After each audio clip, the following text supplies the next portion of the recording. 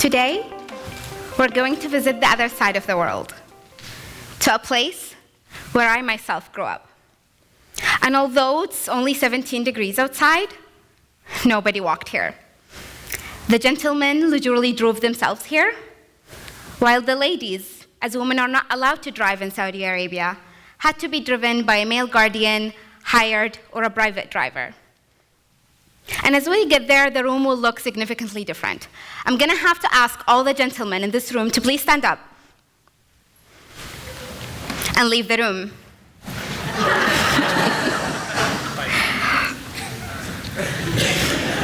We have the next room set for you to watch me through a live stream. Or we can put a partition in this side of the room and ask all the gentlemen to move there. But let's come back here to this space where we all chose where to sit. We all chose who to sit beside. And as I go through my talk, I want you to think of the other choices you made today, the choices you make every day. Keeping in mind that choice is this act of selecting when faced with two or more possibilities, two or more options, two or more opportunities. It is a form of communication that communicates a story about who we are. Let's visit Saudi Arabia again. And as the men, dressed in the thobe, took all the pure white to that side of the room, all I could see in front of me is shades of black. Yes, there are shades of black. As they're all wearing the abaya, the silky cloth covering their hair, their crown.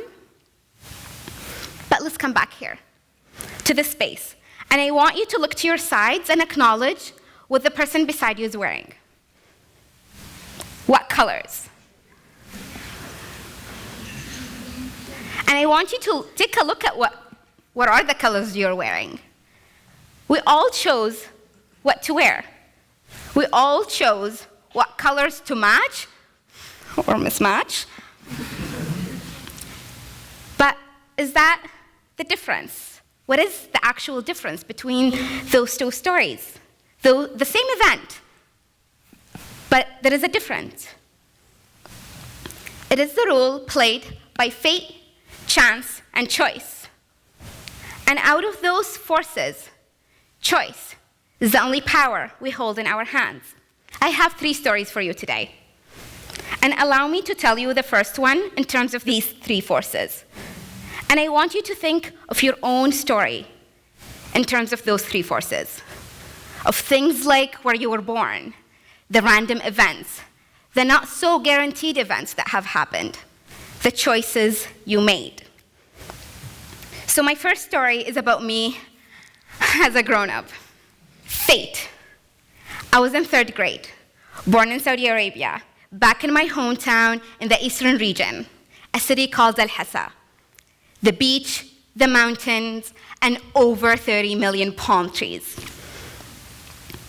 And it was end of spring.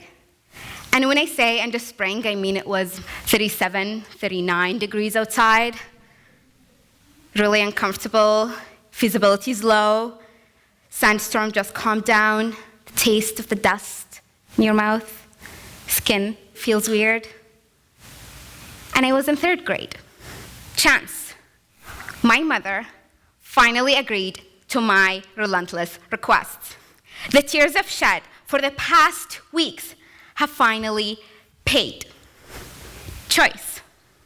That request had been for my mother to purchase me the full Islamic cover, the abaya, the veil, and the face cover. And I remember it was last day of class, and I put it all on, went to school, showed it all off to my friends and my teachers. It was my moment of glory. And at the end of the day, I sat in the middle of the schoolyard, and mind you, it was girls-only school. I put it all on again, covered up, walked across the school, made sure as many more people saw me. Grown up.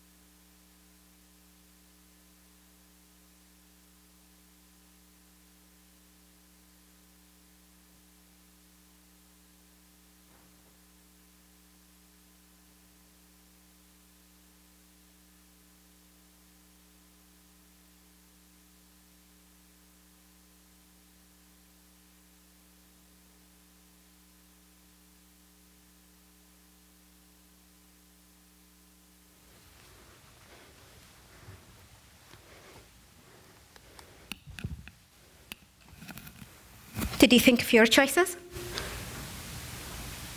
Now, at what point was it a choice if it was what the grown-ups are doing? At what point was it a choice if it was what the cool ones, the cool crowd, are doing or wearing? What about the other choices that you just let happen? The people you surround yourself with, because they share the same background, from the same hometown, went to the same school. No room for challenge, no room for change, and it's so easy to stick with them. And what about the other things that started being forced and then became a choice? At what point did they stop being forced and became a choice? The piano classes, the temple, the mosque, the church visits, the ballet classes, or vice versa. At what point did some choices stop being a choice and started being forced? Because you're expected to finish what you started. You're expected to graduate. You're expected to stay in that job that holds financial security. And so at what point do our stories stop being what we tell ourselves that we are and start being what we are told we are?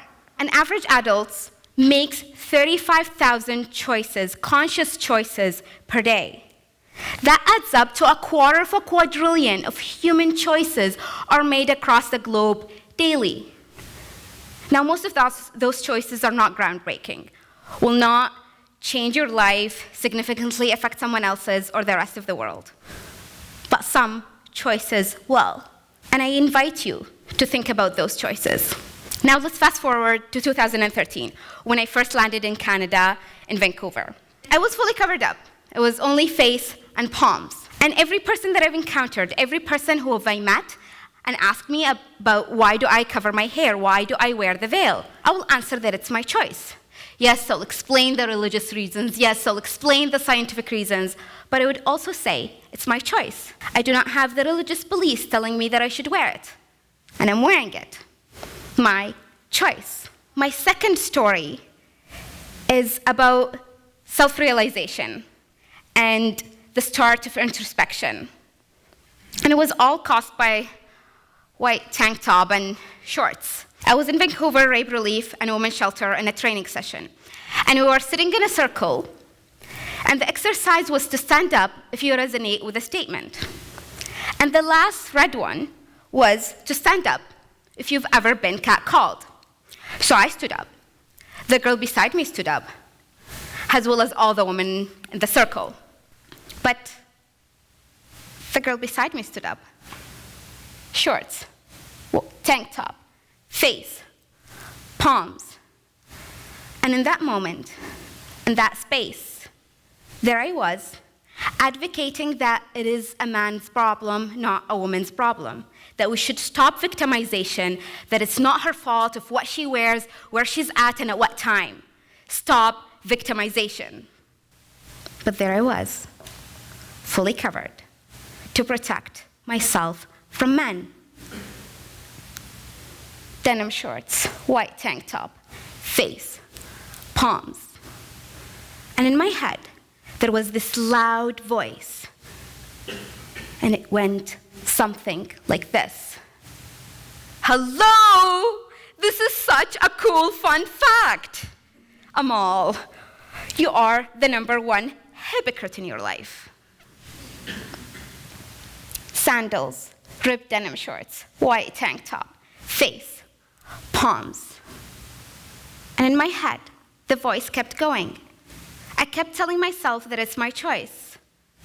My choice. Sandals, ripped denim shorts, white tank top, face, palms.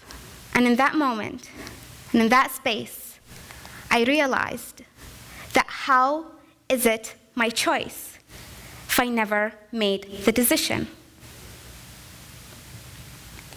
This is not a story about the veil.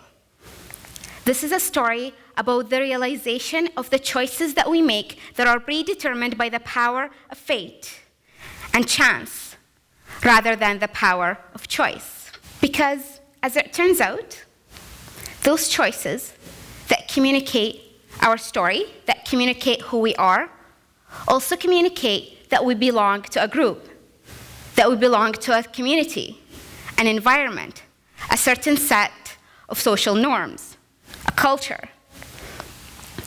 And those all play as a big factor into the reasons that you base your choices on. Thus, the concept of one's true choice is most likely not composed by an individual, but by a collective of reasons provided by the collective. And so, why do you do what you do? Why are those your choices? What are your reasons behind those choices? Are those reasons given to you, fed to you, or created by you? How do we find our reasons? How do we create our own reasons to be able to create our own choices? The answer can be here, in that loud voice. The answer is found here. It is what you hold as your values.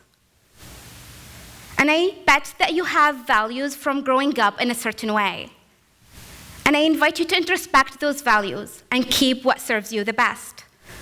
And so when I was in 3rd grade and I was choosing to close down, and now I'm opening up like this, but then I hear about everybody's stories and their 3rd grade stories and how open they are.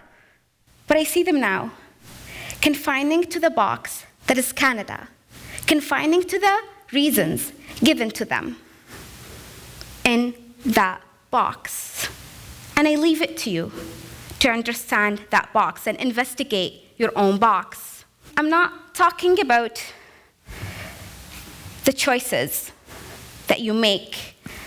There are the cheesecake brownie that you ate.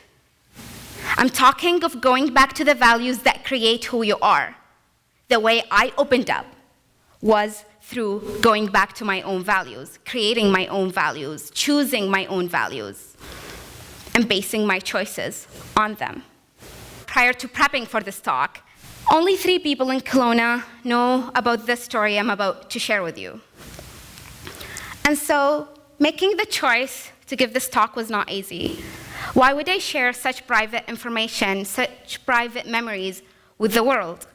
Why do I declare to the other side of the world of my current choices? Why do I deal with the consequences that may come with that? One of which is not being able to go back to the 30 million palm trees. And up until last week, I thought I'm gonna stand on stage and use my history, use my story as an example to make people understand of the normal things that we think are normal that need to be disrupted. I'm letting you into my 18 years old self that have just said yes to what was then the perfect marriage proposal. And so I celebrated my 19th birthday with a fiancé and my 20th birthday with a husband. If I did not disrupt, I would not be standing here today. And so making those choices that we are told that we should not make can be hard, painful, messy. It is unknown, and it is unfamiliar, an insecure world before it all comes together, and it will. So making the choice of opening up or letting go, finally letting yourself fall in love again, leaving that religion, dropping school, can be sloppy, but it can also be rewarding. And I invite you and I challenge you to leave this room and take that step. It all starts here. It all starts here. Here. Here. And then it amplifies. Thank you very much.